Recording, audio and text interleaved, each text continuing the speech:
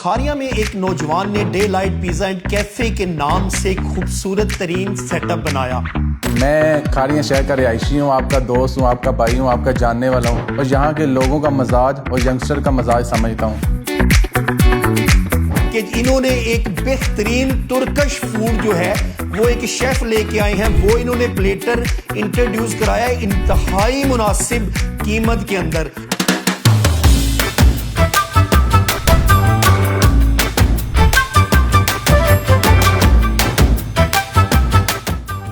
पहली ब्रांच मेरी बिम्बर के अंदर है।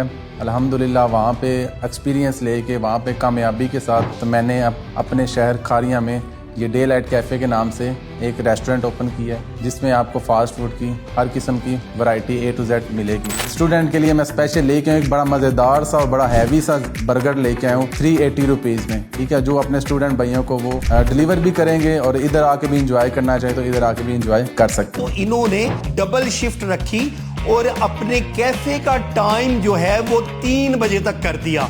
खारिया के लोगों ने मुझे मज़ीद मोहब्बत दी, हम 3 से भी इसको 4 पे ले जाएंगे।